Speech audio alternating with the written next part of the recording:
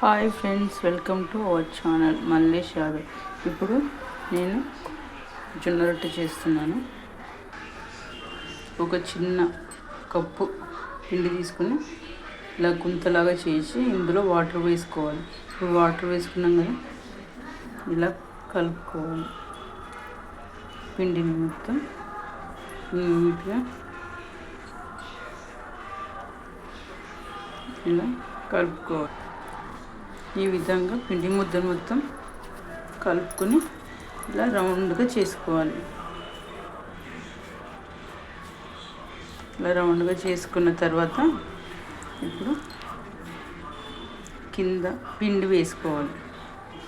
ఈ విధంగా జొన్న పిండి వేసుకొని ఇలా మొత్తం స్ప్రెడ్ చేయాలి. ఎందుకంటే రొట్టె కొట్టడానికి కింద జరగడానికి పిండి. ఇప్పుడు ఈ ముద్దని రౌండ్గా చేసుకోవాలి. ఇప్పుడు ఇలా చేసుకున్నాం కదా, దీన్ని ఈ పిండిపై వేసి ఇలా చేయాలి. నేను ఇంట్లో ఇలా చేస్తాను, మీకు వీడియోలు అలానే చూపిస్తున్నాను. ఇంకా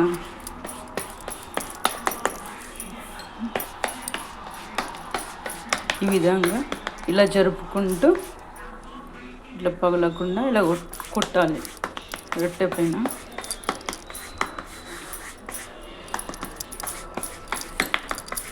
ఈ విధంగా జొన్న రొట్టె మొత్తం చేసుకోవాలి. ఇప్పుడు రొట్టె చేయడం కంప్లీట్ అయిపోయింది. దీన్ని పెనం పైన వేసుకోవాలి. ఈ విధంగా రొట్టెని తీసి ఇలా వేయాలి పెంక పైన. చూడండి, ఇప్పుడు ఇలా వేయగానే ఒక 1 minute అలా ఉంచాలి. మనం ఏమి అనకూడదు.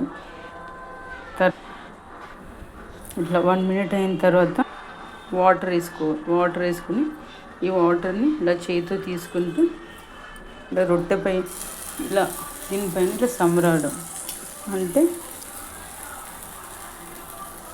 ఈ విధంగా మొత్తం క్లాత్తో కూడా ఈ విధంగా మొత్తం చుట్టూ ఈ విధంగా చేసుకోవాలి.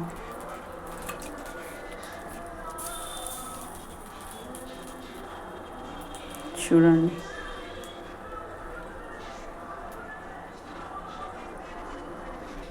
ఈ రొట్టెలోకి కర్రీ పొన్నగంటి కూర కర్రీ కూడా అయిపోయింది.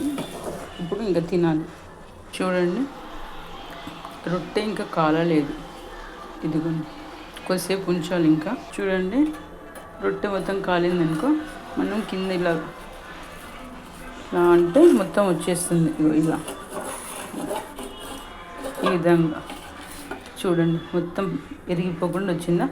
ఇప్పుడు ఏం చేయాలంటే దీన్ని తీసి ఇట్లా ఇంకో పక్క వేసుకోవాలి. ఇక్కడ సైడ్ కూడా కాల్చాలి. చూడండి, జొన్న రొట్టె రెడీ అయిపోయింది. ఇప్పుడు దీన్ని ఒక ప్లేట్లోకి తీసుకుంటాను. చాలా సింపుల్గా ఇలా ఈజీగా చేసుకోవచ్చు. అందులో కాంబినేషన్ ఆకుకూర కర్రీ చేసాను, పొన్నగంటి కూర. Healthy food. మీరు కూడా ఈ వీడియో నచ్చినట్టయితే మీరు కూడా ట్రై చేయండి. జొన్న రొట్టె సింపుల్గా ఇలా చేసుకోవాలి. Thank you for watching my video.